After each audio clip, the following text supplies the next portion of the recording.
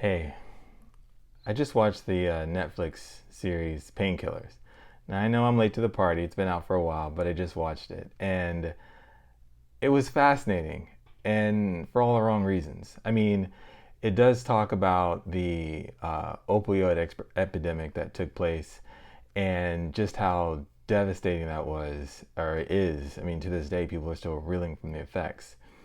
But what struck me as fascinating was everything that the family did to. Well, let me back up. You have a when you think of a drug company. When I think of a drug company, I think of something a business that is above board, highly regulated. I mean, aren't drug companies among the most regulated businesses in the United States? So that's what I'm thinking. I'm thinking this is a highly regulated business, tons of rules you have to follow. You got to play within the lines. I mean, we're talking about people's lives here, right?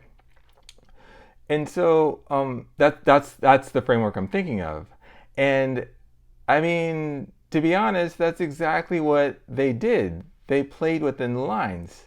However, they looked at the rules and used their power, influence, whatever they could, to influence the rules to their advantage. And in the process, get tons and tons of profits, tons of money. Now, that's when it all hit me. That's when it struck me. It struck me that business is amoral, meaning business isn't good or bad. It just is. It just does whatever people want it to do. And based on where you're sitting, what your values are, you can look at businesses and judge them as good or bad. And then if you look at the history of any business, just about any business with any type of long-term history going over decades or so, you can find something that will offend you and something that you don't like, something that they did in the past that they moved on from, passed up on, something. It's always something. But that's the thing. Business is amoral. They just do whatever the owners or leaders of that company tell it to do. And as I watched Painkillers, about basically a drug company, drug dealer, if you will, make all this money and pay all this money in terms of fines, but still maintain uh, a critical mass of wealth that should endure multiple generations.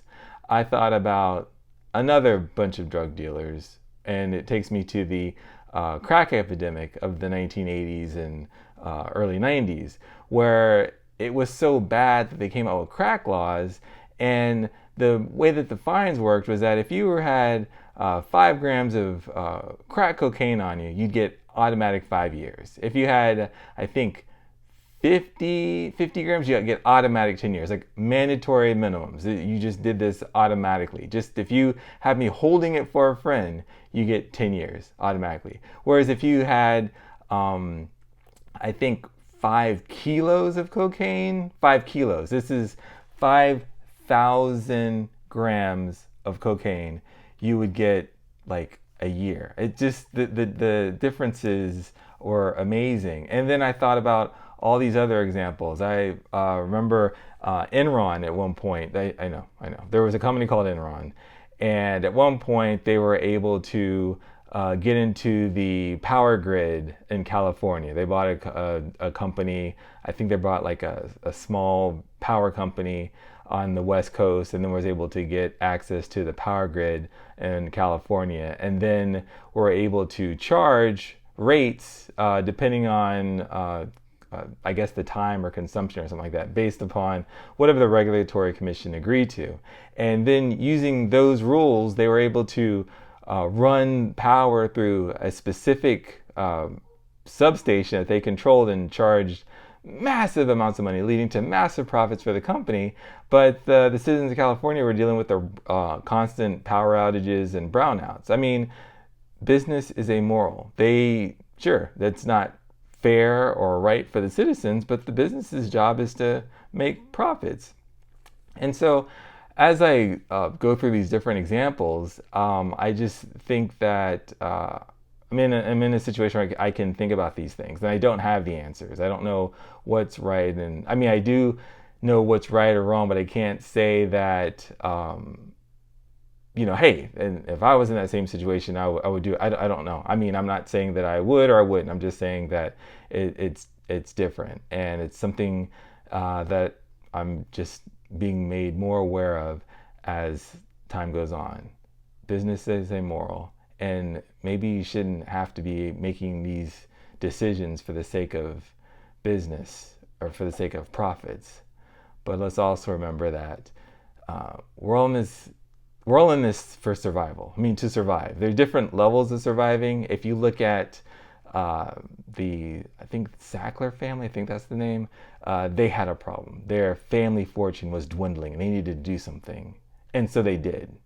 And on the same instance, you have, I'm not saying it's right or wrong. Well, actually, I'm not saying it's right. I know it's definitely wrong. But I'm just saying that in the same instance, people can turn to crime as a way of survival. And this is just something to think about. That's all I got for the day.